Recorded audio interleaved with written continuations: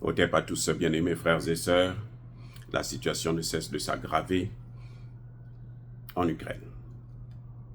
Après la chute de Vuhledar, c'est le tour de Pokrovsk. Les Occidentaux sur leur chaîne de propagande, notamment LCI, il y a 2-3 jours, disaient que les soldats russes étaient à 7 km et qu'ils avaient pratiquement encerclé Pokrovsk. Après Vuhledar, et donc maintenant, le tour de Pokrovsk est arrivé. Et nous apprenons depuis ce matin que les troupes russes sont déjà dans Pokrovsk. Même si les Occidentaux ne veulent pas reconnaître la vérité, mais ils finiront par la reconnaître. Vous savez, la chute de Vuhledar a été reconnue par les Occidentaux après près d'une semaine. Nous, on vous l'avait déjà annoncé parce que nous avons des relais sur le terrain, des gens qui nous donnent des informations, et nous suivons les chaînes sérieuses qui vous donnent l'information réelle et à temps réel, qui nous donnaient déjà ce qui se passait. Alors, conséquence de la chute de Pokrovsk, c'est grave. Vous savez, les Occidentaux ont dit, Vuhledar, oh, bon, de toute façon, ce n'est pas grave, ça ne signifie pas la fin de la guerre, c'est faux. Vuhledar est une ville qui est sur une montagne, en hauteur, je vais dire. Et depuis Vuhledar, vous observez tout le Donbass et une bonne partie de l'Ukraine. C'était pour ça que la ville de Vuhledar était une ville difficile à prendre. Parce que depuis le début de cette opération militaire spéciale, en 2022, février 2022, la Russie n'a jamais occupé Vuhledar. On appelle aussi Vuhledar. Et parce que sa position stratégique était, mais alors, très, très, très importante. Vous êtes en haut, vous les voyez venir, donc vous avez plus la lassitude pour les neutraliser. Et ce n'était pas facile pour la Russie d'atteindre Vuhledar. Et en plus, l'Ukraine avait placé l'une de ses meilleures forces spéciales, le bataillon 72, ou le 72e bataillon. C'est la meilleure de l'Ukraine. C'est la crème de l'Ukraine. Ce sont eux qui ont fui, qui ont fini par fuir, pour ceux les plus chanceux. Parce que beaucoup sont tombés, malheureusement. Les plus chanceux, ils ont pu fuir. Il y a même un des commandants qui s'est carrément envoyé au repos éternel lui-même.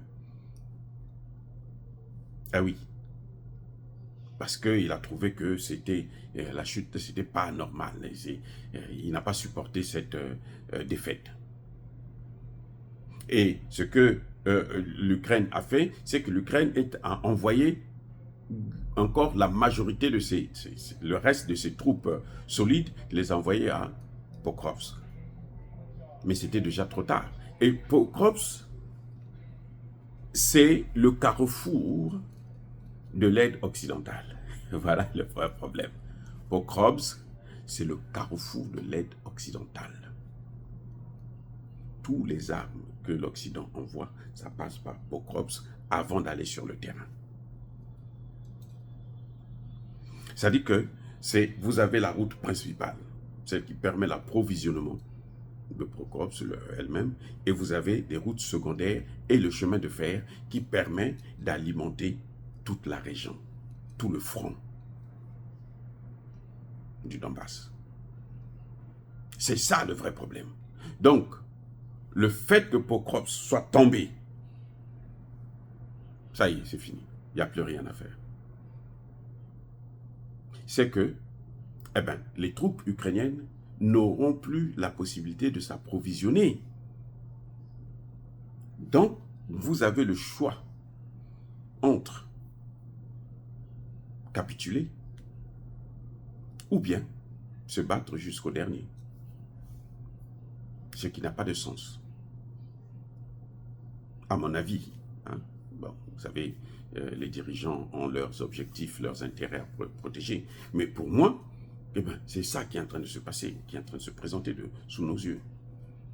Ou vous acceptez de capituler, ou ben, vous faites la guerre jusqu'au dernier, puisque vous n'aurez plus d'armes.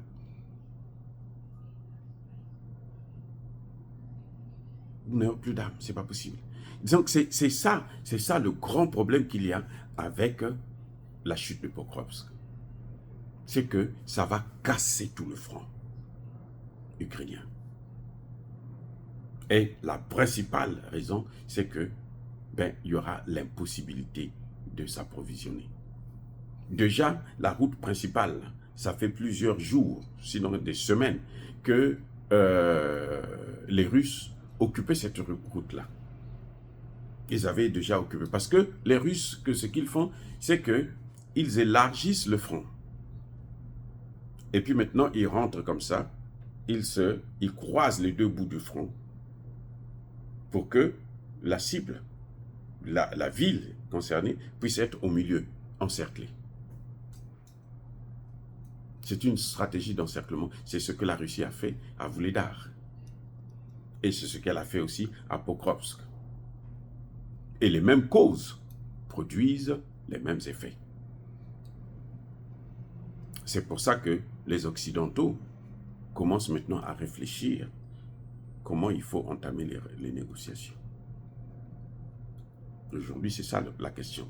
Comment négocier, comment entamer des négociations ouvertes avec la Russie. Et la Russie s'est dit qu'elle doit aller jusqu'au bout de sa logique. Et ça complique encore plus les choses pour l'Occident.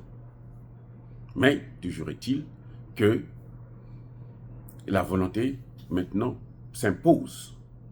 La nécessité des négociations s'impose à l'Occident. Surtout qu'ils ont ouvert un autre front au Liban. Et là, nous avons l'Iran qui est là, à côté. Ah oui, on apprend que l'invasion du Liban est en train de poser de gros problèmes à Israël, puisque le Hezbollah n'a pas hésité ce matin à attaquer une base militaire israélienne. Donc, ils ne peuvent pas continuer à faire des guerres partout dans le monde. Quand on suit deux lièvres à la fois, là, on finit parfois par perdre les deux. Et c'est ce que l'Occident risque d'avoir, de perdre les deux. Parce que l'Iran a démontré que c'est un gros morceau. Ah oui. L'Iran, aujourd'hui, ce n'est pas un petit pays, non. L'Iran, c'est un gros morceau, un très gros morceau. Donc vous avez l'Iran et vous avez la Russie qui est la première puissance militaire au monde. La première puissance militaire au monde. Notamment en termes de technologie avancée dans le domaine militaire et de tête nucléaire. Donc, Zelensky devrait maintenant commencer à réfléchir un peu plus sérieusement pour sauver les vies des Ukrainiens. Dire cela, c'est inciter à la haine ou à la violence. Non. Yaba, colère, Yamalem. Encore une fois de plus, bien-aimés frères et sœurs, soyez bénis, abondamment bénis par le Dieu des Kémités, par nos ancêtres évangélisés. Mais que tous ceux qui persécutent le continent africain, le pillent et le déstabilisent, qu'ils soient noirs, blancs, chinois, arabes, juifs, indiens, qui qu'ils soient punis, maudits, foudroyés, neutralisés, écrasés, effacés par le Dieu des Kémités, par nos ancêtres évangélisés. Vive l'Afrique éternelle, j'ai dit et j'assume.